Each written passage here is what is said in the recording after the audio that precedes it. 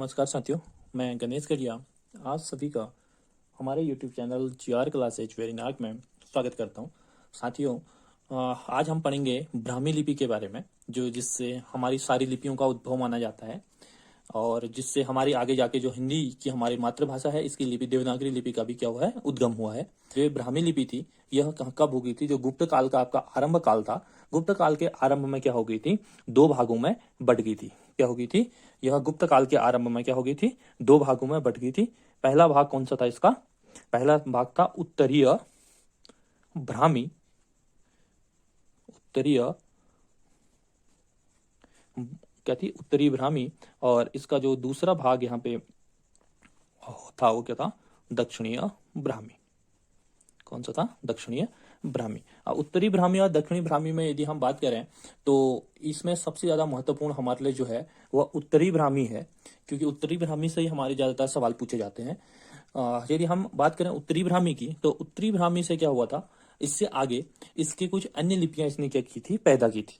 कौन कौन सी अन्य लिपियां? यदि हम अन्य लिपियों की पैदा होने की बात करें तो उसमें जो प्रथम लिपि थी इस की, वो कौन सी थी? सॉरी साथियों, ये कौन सी थी? वो थी गुप्त लिपि। कौन सी थी? पहली थी गुप्त लिपि। कौन सी थी? गुप्त लिपि। फिर कौन सी थी? सिद्ध मातृका लिपि। अगली कौन सी थी? अगली होगी आपकी सिद्ध मातृका लिपि। सिद्ध मातृका लिपि। और इसकी जो यहाँ पे एक लिपि और थी, वो क्या थी? कुटिल लिपि। कौन सी थी? कुटिल लिपि।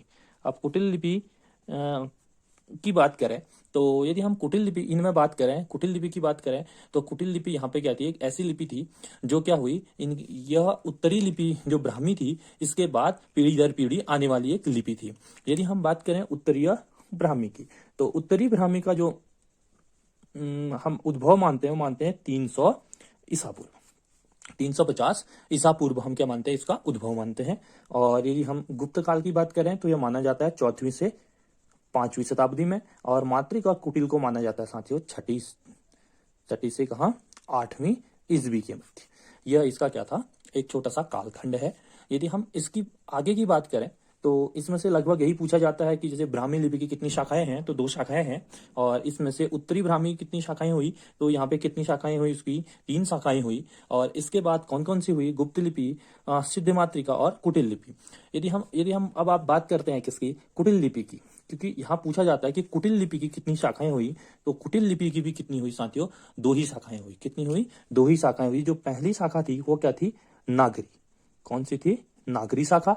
और दूसरी कौन सी थी? शारदा। कौन सी थी? शारदा शाखा। पहली शाखा कौन सी?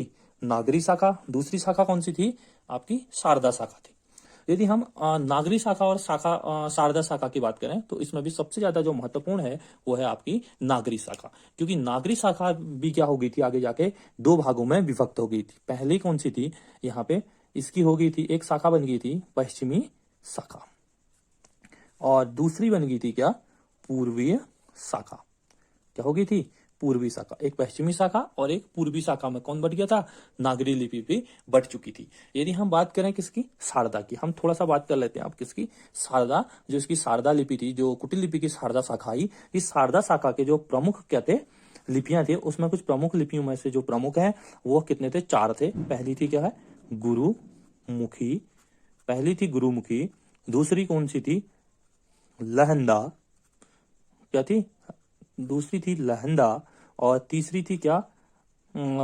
कश्मीरी। तीसरी कौन सी थी?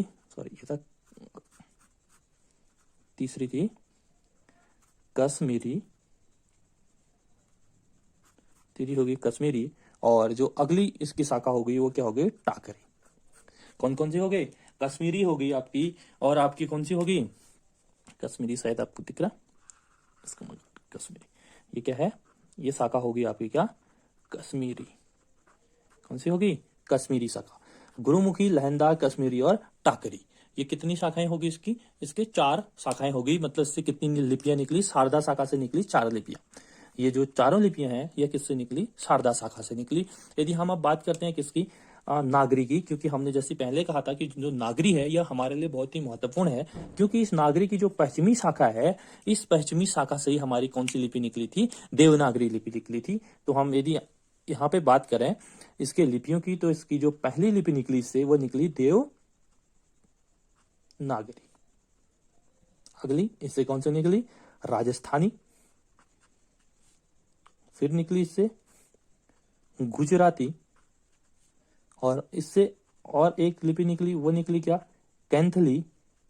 और एक जो निकली थी वो क्या है, महाजननी। तो साथियों जो ये 5 लिपियां हैं यह किससे, इसके पूर्वी शाखा से निकली थी। और इसकी पश्चिमी शाखा की हम यदि बात कर रहे हैं तो पश्चिमी शाखा से कौन सी निकली थी, एक निकली थी आपकी बांग्ला, अगली निकली थी असमिया, और इसके अगली निकली थी क्या, उड़िया।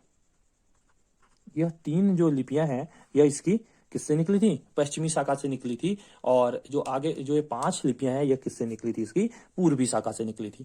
अब इस पूर्वी शाखा में सबसे महत्वपूर्ण जो हमारे लिए है वो क्या है, देवनागरी। और हमें पढ़ना क्या है, सिर्फ देवनागरी लिपि के बारे में ज्यादा हमको ध्यान देना है, क्योंकि सवाल हमारे इसी से आते हैं। इसमें लगभग जो सवाल आते हैं तो आते हैं कि कुटिल लिपि की कितनी शाखाएं थी, तो कितनी थी, 2 थी। पहली शाखा होगी शारदा, दूसरी पहली एक शाखा होगी, दूसरी सॉरी एक शारदा होगी, दूसरी नागरी होगी। नागरी के 2 भाग, नागरी भी 2 शाखाओं में बढ़ गया था, जिसकी पहली शाखा से क्या निकले थे, 3 आपके लिपियां निकली थी। कभी कभी पूछता है कि जो देवनागरी थी वह नागरी की कौन सी शाखा से निकली हुई लिपि है, तो हम क्या करेंगे, यहाँ पे पश्चिमी शाखा को देखेंगे। यदि हम इसके आगे थोड़ा सा बात करें किसकी, सबसे पहले हम थोड़ा बात कर लेते हैं जो हमारी एक और शाखा थी इसकी, दक्षिणी ब्राह्मी। यदि हम दक्षिणी ब्राह्मी की शाखा की बात करें तो हम यहाँ पे थोड़ा सा दक्षिणी ब्राह्मी की बात कर लेते हैं। तो यह प्रमुख रूप से कितने 4 लिपियों में इसको 4 लिपियों में आगे जाके क्या हो गई थी, विभक्त हो गई थी। जो इसका पहला विभाजन था वो क्या था, तेलुगु और कन्नड़। ये हो गई थी तेलुगु कन्नड़ लिपि, ठीक हो गया। और इसके बाद जो इसकी जो नेक्स्ट एक शाखा निकली या अगली लिपि निकली वो निकली क्या, तमिल लिपि।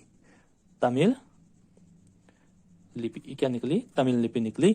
अब इस जो ये अगली तमिल लिपि निकली, इसको कहीं पे हम क्या कहते हैं, यहाँ पे क्या कहते हैं, कलिंग भी बोलते हैं। क्या बोलते हैं, कलिंग लिपि के नाम से भी इसको जाना जाता है। यदि हम इसकी बात करें, इसके चौथे की बात करें तो इससे निकली थी क्या है, ग्रंथ लिपि निकली थी। और इसकी जो अगली और जो चौथी लिपि है वो क्या थी, मलयालम लिपि। कौन से निकली थी, मलयालम लिपि। तो साथियों यहाँ पे यदि हम दक्षिणी शाखा की बात करें तो दक्षिणी शाखा इसकी सीधे से क्या हुई, 4 लिपियों में विभक्त हो गई थी, जिसमें पहली कौन सी थी, तेलुगु थी, दूसरी तमिल थी, तीसरी क्या थी, ग्रंथी, और चौथी मलयालम लिपि थी। तो इस दक्षिणी शाखा को ज्यादा पूछता नहीं है, पूछता क्या है, आपकी जो पूर्वी शाखा है, पूर्वी शाखा की क्या, जो नागरी है। कौन पूर्वी शाखा में भी क्या पूछा जाता है, नागरी लिपि के बारे में पूछा जाता है, क्योंकि नागरी लिपि हमारी क्या है, यही जो नागरी लिपि है यह हमारी जो मातृभाषा है, यह देवनागरी। जो यह देवनागरी लिपि है, यह देवनागरी लिपि हमारी क्या है, मातृभाषा हिंदी की क्या है, लिपि है। अब हम इसके बारे में थोड़ा सा क्या करेंगे, कुछ चीजें जानेंगे, क्योंकि यह बहुत ही महत्वपूर्ण आपका टॉपिक है देवनागरी। यदि हम देवनागरी की बात करें तो पहला तो इसमें बनता है कि यह क्या है, जो हमारी मातृभाषा क्या है, हिंदी है, इस मातृभाषा हिंदी की क्या है, लिपि है। ठीक है, कभी पूछता है कि मातृभाषा हिंदी की लिपि क्या है, तो वह क्या है, देवनागरी है। यदि हम थोड़ा सा इसके क्या जाएं, इसके विकास की ओर जाएं कि यह देवनागरी लिपि का विकास भारत में किन किन पड़ावों से होकर गुजरा है, तो हम उस पे एक चीज पाते हैं साथियों। वह क्या पाते हैं, वह हम पाते हैं कि जो यह लिपि थी, हिंदी लिपि थी आपकी, हिंदी थी, वह भारत में संपूर्ण रूप से उपयोग की जाने वाली लिपि पूर्व में नहीं थी। यदि हम एक बात करें तो पहले हमारे वहां क्या था, एक लिपि को लाया गया था, किसके द्वारा, जब हम जानते हैं कि अंग्रेज थे हमारे वहां, तो अंग्रेजों का जो मानना था कि भारत की कितनी लिपियां, शैलियां, यह भारत की 3 शैलियां मानते थे। शैलियां, यह क्या मानते थे, भारतीय भाषा की शैलियों को कितनी मानते थे, 3 मानते थे। अब इन तीन शैलियों में से कौन कौन से मानते थे? यह एक जो भारतीय शैली थी, इन तीन शैलियों में से माना जाता था, पहला माना जाता था फारसी, कि भारत में एक फारसी शैली है भाषा की। और अगली कौन सी मानी जाती थी? फारसी के अलावा इनने जो माना था वो माना था हिंदवदी। क्या माना था? हिंदी, सॉरी, ये आपको लिखने होगा इसको। क्या माना था? हिंदवी। जो हिंदवी था, यह हिंदवी को माना था इनने दूसरी शैली। और तीसरी इन्होंने क्या माना था? हिंदुस्तानी। क्या माना था? हिंदुस्तानी। क्या माना था? हिंदुस्तानी माना था। तो ये हिंदुस्तानी, जो आपका हिंदुस्तानी हो गया और आपकी हिंदूवती और फारसी था। तो यहाँ पे जो महत्वपूर्ण याद करने वाली बात थी, एक व्यक्ति थे जिनका नाम था जॉन गिलफर्ड।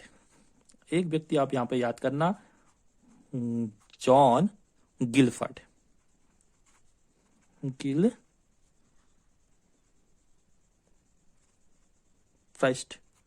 ठीक है, क्या? जॉन गिलफ्रेस्ट। जो ये थी, हम जॉन गिलफ्रेस्ट को आप याद करना। इसने क्या कर दिया था? इसने किसका निर्माण किया था? हिंदुस्तानी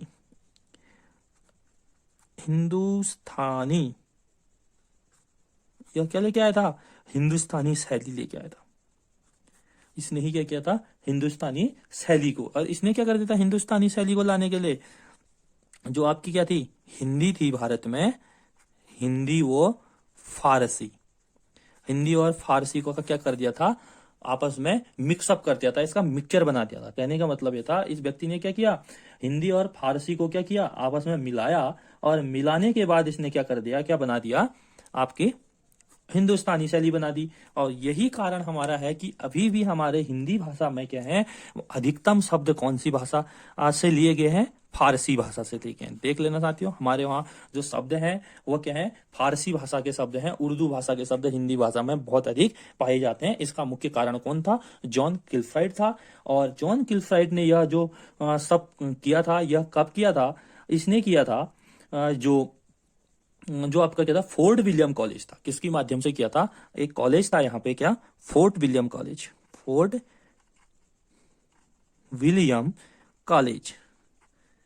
क्या था? फोर्ट विलियम जो कॉलेज था, इस फोर्ट विलियम कॉलेज के माध्यम से उसने कौन सा? हिंदुस्तानी शैली का निर्माण किया था। जो फोर्ट विलियम कॉलेज कब तक चला था? 1800 से। कहां से मिलता है? 1854 तक ये क्या था? प्रभावी था। कहां? भारतीय रूप में। यदि हम इससे आगे थोड़ी बात करें, थोड़ा सा हम जानने का प्रयास करेंगे, जो हिंदी थी हमारी, जो हिंदी में भी जो नागरी लिपि थी, इस नागरी लिपि को क्या किया था? जो फारसी लिपि के स्थान पे उपयोग करने की बात सर्वप्रथम जो जिस व्यक्ति ने कही थी, उसका नाम क्या था? राजा शिव प्रसाद। जिसने क्या कहा था? जो फारसी है, फारसी के स्थान पर किसकी? नागरी लिपि के उपयोग की बात कही थी। नागरी के किसकी बात की थी? उपयोग की बात कही थी। तो वह पहला व्यक्ति, इस उपयोग की बात कहने वाला पहला व्यक्ति कौन था? वो था राजा शिव प्रसाद। कौन था? राजा शिव प्रसाद, जिसको किसके नाम से जाना जाता है? सितारे हिंद। इसको एक नाम से और जाना जाता है, देखना साथियों, सितारे हिंद। कभी कभी पूछता है कि सितारे हिंद के नाम से किसको जाना जाता है, तो वो जाना जाता है किसको? राजा शिव प्रसाद को जाना जाता है। और यह राजा शिव प्रसाद कौन थे?